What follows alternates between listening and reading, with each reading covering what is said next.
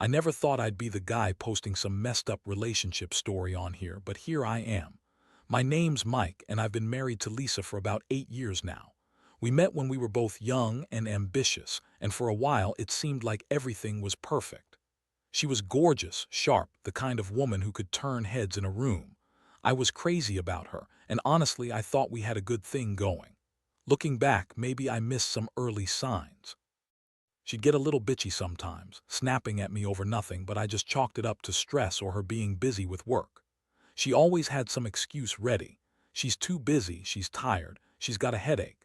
Nothing too out of the ordinary, right? But the weird part was, she'd start acting distant, more distracted than usual. Phone always in her purse, sneaking around with her friends when I was in the same room, and a strange defensiveness whenever I asked about her day or who she was texting. It all came to a head about a month ago when I got called for a high-profile case as a witness. I'm a lawyer and this case was all over the news. I had to testify and Lisa was there, of course, sitting in the courtroom, watching every word I said. I was focused, trying to stay professional, and that's when I noticed something strange. During my testimony, I kept glancing at the transcript pages I was reviewing, and I saw something that made my stomach drop. On the transcript pages where I was reading my own words, I found messages, encrypted, hidden but visible once I looked closer. They weren't just random notes or legal jargon.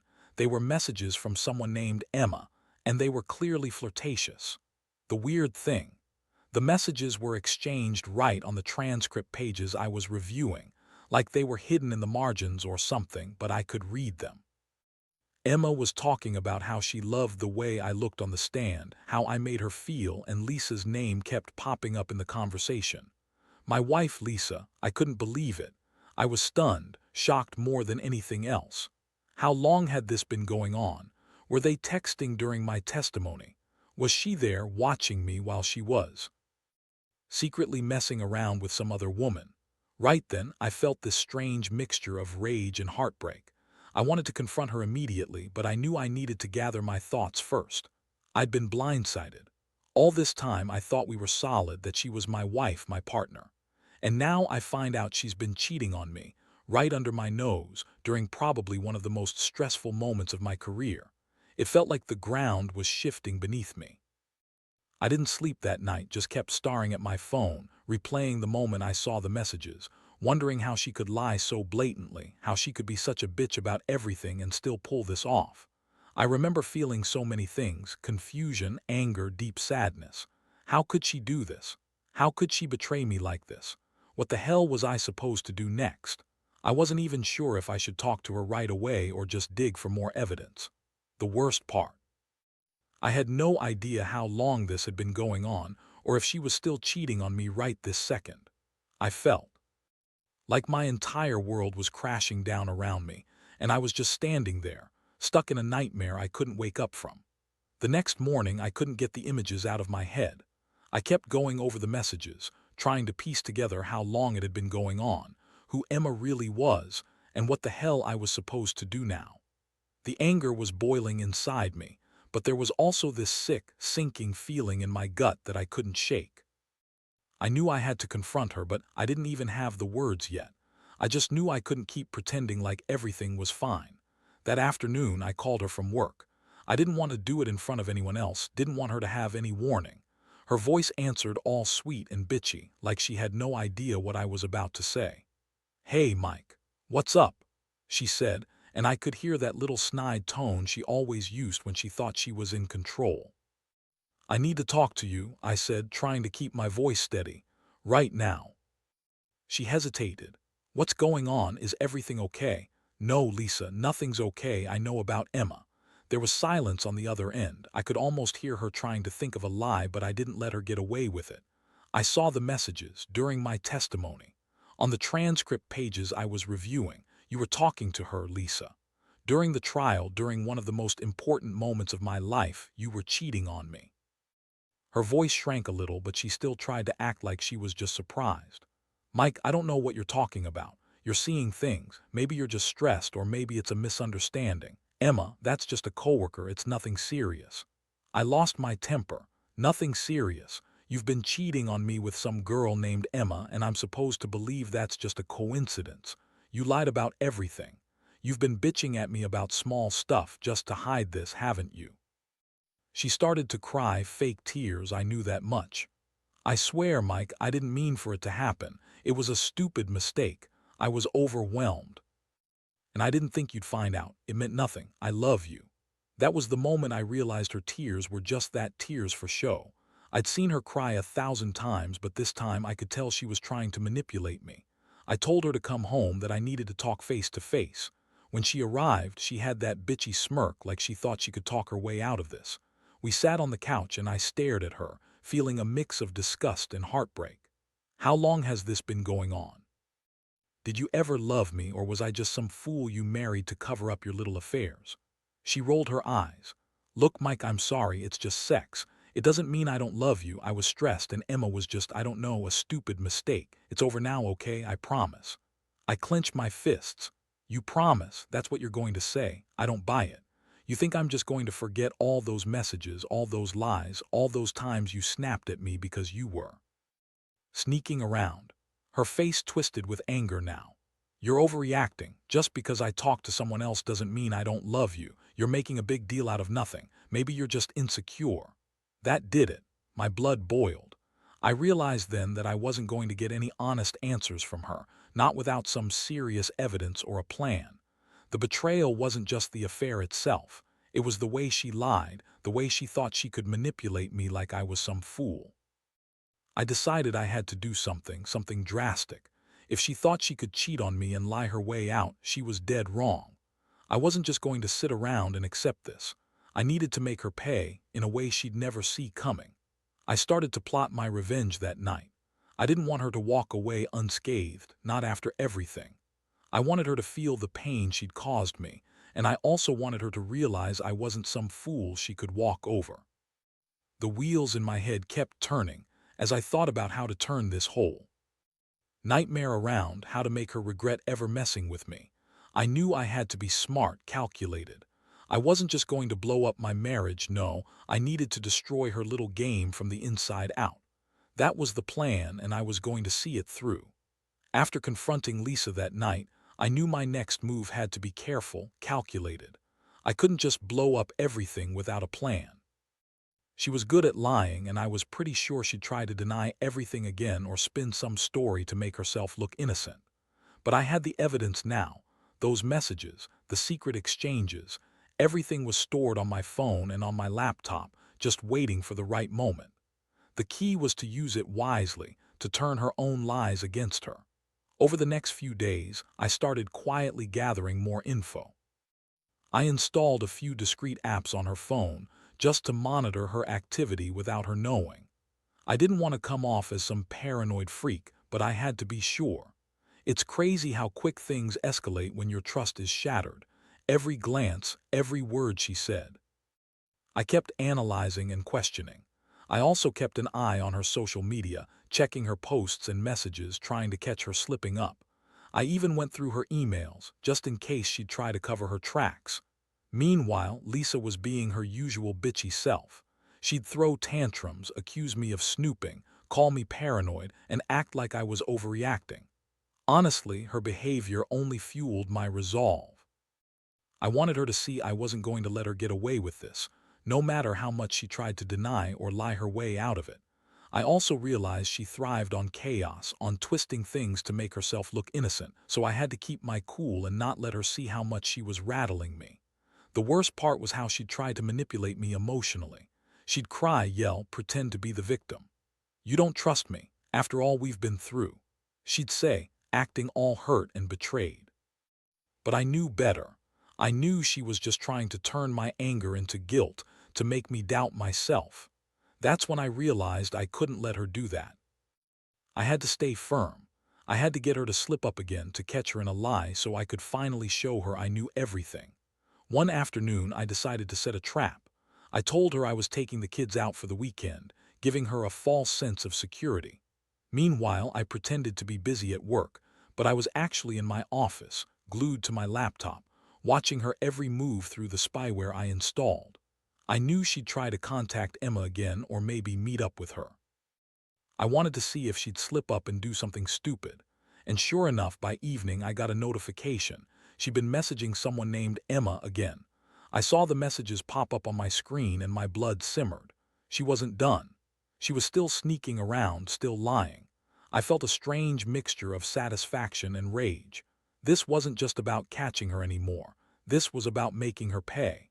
I waited until she thought I was out of the picture, then I called her. Her voice was all sweet and innocent, but I knew better. "Lisa," I said. "I've seen enough. I know everything. The messages, the sneaking around, the lying, I've got the proof. This isn't just a mistake or stress, it's betrayal. You think you can play me for a fool, but I'm done being your idiot. We're done. I want a divorce and I want you out of my life." She started crying again, but this time I didn't fall for it. I was cold, detached. I told her I'd give her a few days to pack up and leave, that I wasn't going to waste time on her lies anymore. She cursed, yelled, threw tantrums, typical Lisa. But I stayed calm, knowing I'd finally taken the upper hand. I wasn't just going to let her walk away free, not after this kind of betrayal. The pain was intense, but I felt a strange sense of relief, like a heavy weight was finally coming off my shoulders. In that moment, I realized this wasn't just about revenge. It was about reclaiming my dignity, my sense of self. I didn't want a wife who cheated and lied, who thought she could get away with it. I wanted her to feel the consequences, and I was ready to make sure she did. The next few days were a whirlwind of legal stuff, moving her things out, and finally cutting ties with someone I once thought was my everything. I didn't know what the future held, but I knew I wasn't going to let her ruin me. Not without a fight. The days that followed were a blur. I spent most of my time preparing for the inevitable divorce, making sure I had all the evidence I needed. I never thought I'd be that guy, sitting in my office, carefully gathering everything, screenshots, message logs, emails, to make sure she didn't wiggle her way out of it again. I guess my anger had morphed into cold determination. I wasn't just seeking revenge anymore. I was trying to protect myself from feeling like a fool again. Lisa, of course, didn't go quietly. She threw more tantrums, accused me of violating her privacy, and insisted she was sorry, but not really. Her tears seemed even more fake now. Honestly, the whole thing was pathetic. She'd say she loved me, but her actions proved otherwise. Every day, I saw her trying to manipulate the narrative, trying to convince me that it was all a misunderstanding or that she'd been under stress. But I knew better. I had the proof, and I wasn't going to let her spin her way out of this mess. One afternoon, she showed up at my office unannounced. I could see the desperation in her eyes, the way she clutched her purse nervously. I didn't let her in right away. I just sat there, staring at her, waiting. When I finally opened the door, she burst into tears, begging me to give her another chance, telling me she'd do anything to fix this. She looked so pathetic, like a child caught with her hand in the cookie jar, but I'd had enough. I told her I wasn't interested in her excuses, that I knew everything about the messages, about her lying, about her fooling around during my testimony. I told her she was a liar and a cheat, and that she'd lost my trust forever. I also made it clear I was serious about ending it, that I'd already started the legal process, and she could take it or leave it. She started yelling, calling me all sorts of names, throwing accusations. "You're overreacting. It's just sex, Mike. It doesn't mean anything. You're being paranoid." I looked her right in the eyes and said, "That's exactly what you said when you were cheating on me, Lisa. Just sex, huh? Well, it's more than that now. It's the end of us." That was the moment I realized I had to follow through with everything. I wasn't about to be played anymore. I was done letting her manipulate me. I told her she had to leave that day. She tried to fight me, but I stood my ground. I wasn't going to let her control the situation anymore. I called a locksmith, had her key revoked, and made sure everything was set for her to go. It was a mess, but I felt a strange sense of relief once she finally packed her things and left. That night I sat alone in the house, feeling the emptiness settle in. It was weird, almost surreal. I kept replaying everything, the betrayal, the lies, the manipulations, and I couldn't help but wonder how I'd let it get so bad. I'd trusted her for so long, and she'd thrown it all back in my face. But deep down, I knew I had to move on. I couldn't keep living in the past, dwelling on what she did. It was over. The aftermath was brutal. Friends and family came around, some telling me I was better off without her, others calling her a bitch for cheating. I kept it low-key, not wanting to relive everything every single day. I focused on work, on healing, on trying to rebuild some sense of normalcy. I started therapy just to process everything, because if I'm being honest, the emotional scars are still there. Sometimes I feel anger bubbling up again, but I try to remind myself that I did what I had to do. Looking back, I realize how naive I was to think I had a perfect marriage. But I also learned that I'm stronger than I thought. I won't let anyone walk all over me, especially not someone I loved and trusted. If there's one thing I want to tell anyone going through something similar, it's this: trust your gut. If something feels off, don't ignore it. And when you catch someone cheating, don't let them manipulate you into silence. Fight back, take control, and don't be afraid to walk away. Because at the end of the day, your dignity and peace of mind matter more than any relationship that's built on lies. It's been a few weeks since Lisa moved out, and honestly, I feel like I've been hit by a freight train, emotionally, physically, everything. Sometimes I wake up in the middle of the night thinking about what she did, the lies, the way she acted like she was the victim. It's a weird mix of anger and relief.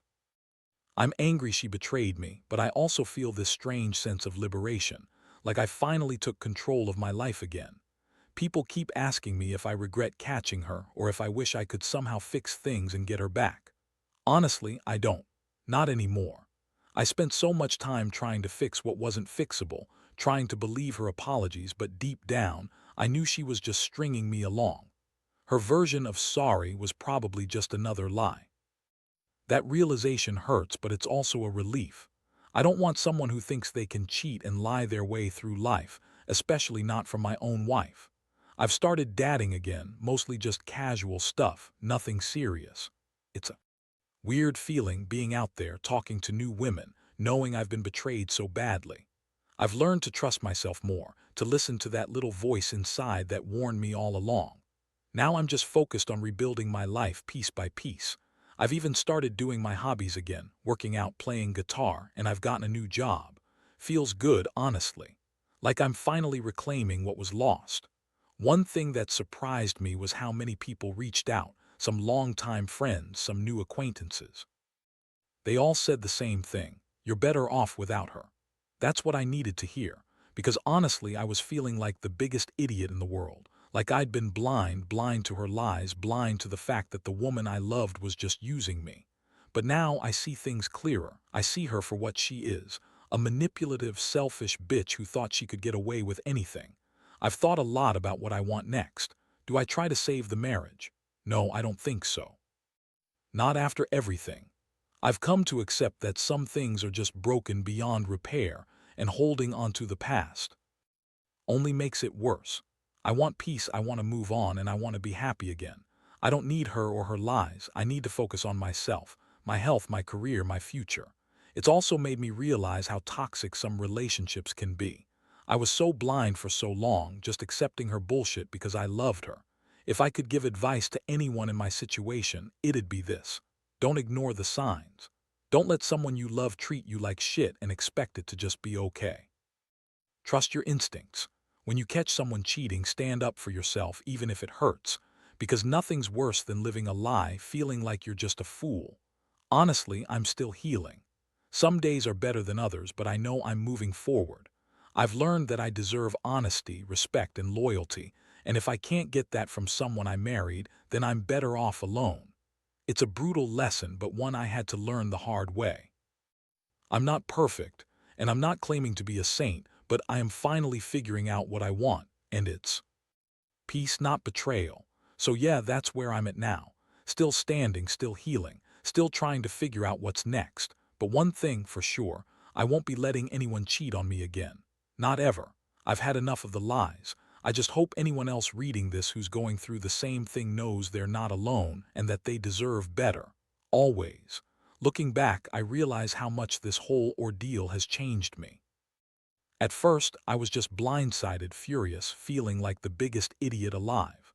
But over time, I've come to see it as a harsh lesson, one that stripped away my naivety and forced me to reevaluate what I deserve. I used to believe in fairy tales about love and loyalty. Now, I understand that trust is something you have to earn every single day, not just hand over blindly. Living through this kind of betrayal messes with your head. I had moments where I questioned everything, myself, my judgment, my worth. But slowly I've come to accept that her choices are a reflection of her character, not mine. I wasn't the problem. I was the one who was honest, loyal, and committed. She was the one who threw that all away. That realization gave me strength I didn't know I had. Now I focus on rebuilding my life. I still have some scars, emotional ones, but I'm learning to live with them. I've stopped obsessing over what could have been, and instead I'm building what will be. I surround myself with good friends, I keep busy, and I refuse to let her betrayal define me. I want everyone out there who's been hurt like I was to know one thing: you are better than someone who cheats and lies. Don't let their actions make you feel small. Instead, use it as fuel to become stronger. There's one thing I need to say to anyone reading this who might be in a similar situation. Trust your instincts, but also listen to your heart. If something feels off, don't ignore it. Get evidence, confront, and don't be afraid to walk away if it's toxic. Because no one deserves to live in a relationship built on lies. I wasted years trusting someone who didn't deserve it, and I paid the price. But I also learned that I am resilient. I'm capable of healing, of moving on, and of finding happiness again. Today, I'm not just surviving, I'm trying to thrive. I've realized that sometimes love isn't enough. Loyalty and honesty are the foundation. If they're missing, everything else crumbles. I wish Lisa the best, honestly, but I'm done chasing shadows. I've closed that chapter and I'm turning the page. The future is uncertain, but I know it's mine to shape.